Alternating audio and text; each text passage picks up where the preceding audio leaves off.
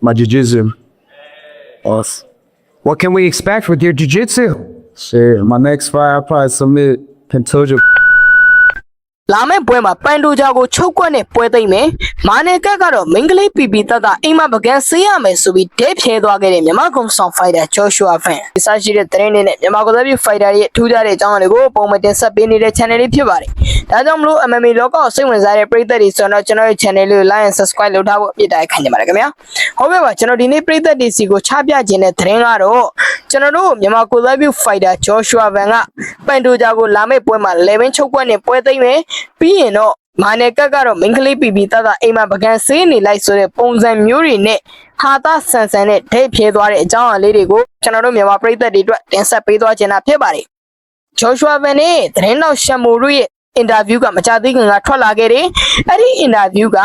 All MMA အဝတ်စုပေးပွဲအပြီးမှာဂျော်ရှွာဗန်ကိုအင်တာဗျူးမေးခဲ့တာအဲ့ဒီအနေထားမှာဂျော်ရှွာဗန်ကသတင်းတော်ရှမ်မိုနဲ့တွေ့တဲ့အနေထားမှာအခုလိုမျိုးမေးခွန်းတွေကိုဖြေကြားသွားခဲ့တာပါ။ဒီထဲမှာစိတ်ဝင်စားဖို့ကောင်းတဲ့မေးခွန်းတွေအများများပါဝင်ခဲ့တယ်။ဂျော်ရှွာဗန်ကလာမယ့်သူ့ရဲ့နောက်ပွဲနဲ့ပတ်သက်ပြီးလည်းအရေးမှတ်တွေပြောသွားတယ်ပြီးတော့ကျွန်တော်တို့မြန်မာပြည်သက်တွေသိတဲ့မိကုန်းတွေလည်းအမေးဖြေပြောဆိုသွားတာမျိုးလေးတွေကိုတွေ့ရပါတယ်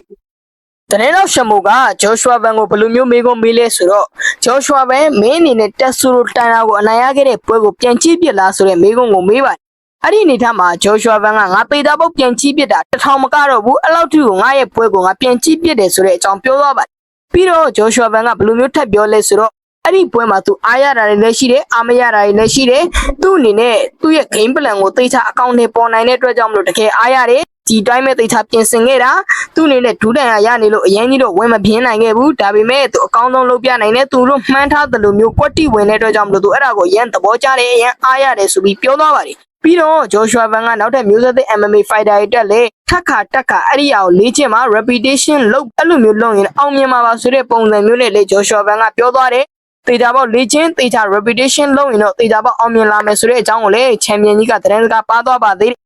ပြီးတော့ဂျော်ရှွာဗန်ကိုသတင်းတောက်ကမေးတယ်ဘယ်လိုမျိုးမေးလဲဆိုတော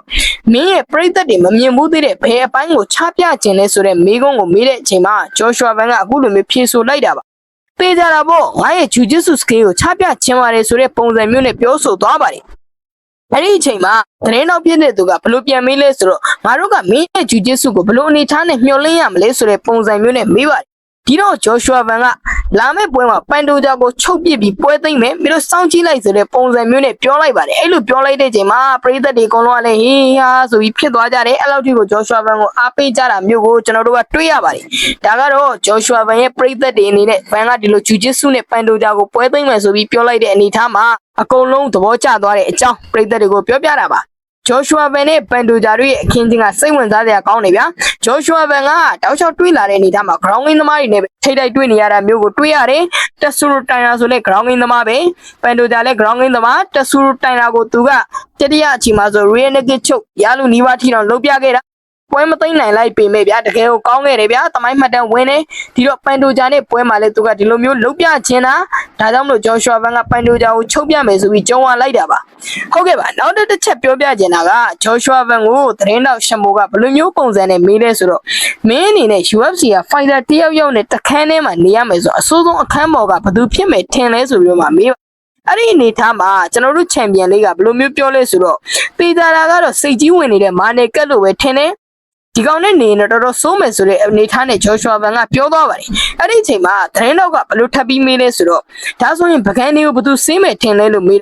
သူမပဲပေါ့သူမကရင်သားလေးကြည့်တယ်မိန်းကလေးအလောက်ကမိန်းကလေးလောက်ရမှာပေါ့ဆိုတဲ့ပုံစံမျိုးနဲ့ဂျော်ရှွာဗန်ကပြောသွားပါတယ်ဒါကတော့ဂျော်ရှွာဗန်အနေနဲ့ပန်တိုဂျာကိုလည်းဖျဲတယ်မာနယ်ကတ်ကိုလည်းပါပါလေးထပ်ပြီးပုတ်သွားတဲ့အကြောင်းကိုပရိသတ်တွေကိုပြောပြပေးတာဖြစ်ပါတယ်ခင်ဗျာပြီးတော့သတင်းတောက်ကထပ်ပြီးဂျော်ရှွာဗန်ကိုမေးခွန်းနေမေးတယ်မာနယ်ကတ်အနေနဲ့ချန်ပီယံစင်ခေါ်ဝင်ရဖို့ထိုက်တယ်မိထင်လားဒါမှမဟုတ်နောက်တစ်ပွဲလောက်ထပ်ပြီးစမ်းသပ်ဖို့လိုအောင်မလားဆိုတဲ့မေးခွန်းကိုလည်းဂျော်ရှွာဗန်ကအခုလိုဖြေဆိုသွားပါတယ်နောက်တစ်ပွဲတော့ထပ်ပြီးလိုတော့မယ်မထင်ပါဘူးမာနယ်ကတ်ကတိုက်တယ်ရှော့ရဖို့ထိုက်တယ်နေပါပြီသူလုံးပြခဲ့တာတွေကလည်းအကုန်ပြီးပြီလေဒါကြောင့်မလို့ဒီကောင်ကိုအနေနဲ့ပန်တိုဂျာနဲ့ပွဲပြီးရင်သူနဲ့တွေ့ကြပါတယ်ဒီကောင်ကိုပြင်းနေပါတယ်ဆိုတဲ့ပုံစံမျိုးနဲ့လေမာနယ်ကတ်နဲ့ပတ်သက်ပြီးချန်ပီယံကြီးကထပ်ပြီးပြောဆိုသွားပါတယ်ဒါကတော့ကျွန်တော်တို့ fighter လေးနဲ့သတင်းတော့ရှမိုတို့အမေးဖြေလုပ်တဲ့အခမ်းအနားမှာကျွန်တော်တို့ပြည်သက်တွေစိတ်ဝင်စားစေနိုင်လောက်တဲ့အချက်တွေကိုဆွဲထုတ်တင်ပြပေးတာဖြစ်ပါတယ်ခင်ဗျ ပြီးတော့ကျွန်တော်ပရိသတ်တွေကိုထပ်ပြီးပြောပြခြင်းတဲ့သတင်းကောင်းတစ်ခုလည်းရှိပါတယ်အဲ့ဒါက Joshua Van Custom Shop ကိုမျှော်နေတဲ့ပရိသတ်တွေလည်းသတင်းထူးပါ UFC ကချန်ပီယံတွေထိပ်တန်းဖိုင်တာတွေကသူတို့ကိုယ်ပိုင် custom shot ဆိုပြီးရှိတယ်ဗျာ Max Holloway ဆိုရင် Hawaii ဖိုင်တာဖြစ်တဲ့ကြောင့်မလို့သူ့ရဲ့ဘောင်းမီကိုကြည့်လိုက်ဗျာ3မင်းနဲ့တစ်ပင်နဲ့အဲ့လိုမျိုးနဲ့စိမ့်စိမ့်ဆူဆူလေးတွေအဲ့လိုမျိုးကန်းချီကိုကိုစားပြုတဲ့ဘောင်းမီတွေကိုဝစ်လက်ဝစ်ထားရှိတယ်တခြားဖိုင်တာတွေလည်းဒီလိုမျိုးပဲဝစ်ကြတယ်ဗျာအခုကျွန်တော်တို့ဖိုင်တာလေးကိုလည်းချန်ပီယံဖြစ်ပြီးကြတဲ့ကမြန်မာပရိသတ်တွေကဒီလိုမျိုး custom shot ထုတ်ပေးဖို့ promotion ကိုတောင်းဆိုတယ်အခုတော့ UFC ဘက်ကဒီလိုမျိုးလုပ်ပေးတော့မယ်လို့သိရတယ်အဲ့ဒီသတင်းတောက်နဲ့အမေးပြေပြီးတဲ့အချိန်မှာပရိသတ်တွေက Joshua Van ကိုမေးလိုက်တာမင်းရဲ့ custom shot ကိုငါတို့ဘယ်တော့မြင်ရမလဲဆိုတော့သိမကြတော့ဘူးမကြခင်မှာချပြလာမယ်ဆိုတဲ့ပုံစံမျိုးနဲ့ပြောသွားပါတယ်အဲ့ဒီအချိန်မှာသတင်းတောက်ရှမ်မိုကထပ်ပြီးမေးတယ် Joshua Van အဲ့ဒါဆိုငါတို့အရင်မှပြောပြအောင်ကွာဆိုတဲ့ပုံစံမျိုးနဲ့ပြောတော့ Joshua Van ကဘောင်းမီကအနီရောင်ပြီးတော့ငါရဲ့ကာချာလွှမ်းမိုးထားတဲ့ပုံစံဖြစ်လာမယ်ဆိုတဲ့ပုံစံပြောသွားပါတယ်ချင်းခုံစရာကောင်းတယ် Joshua Van ချင်းတိုင်းရင်းသားကာချာတွေပါနေမလား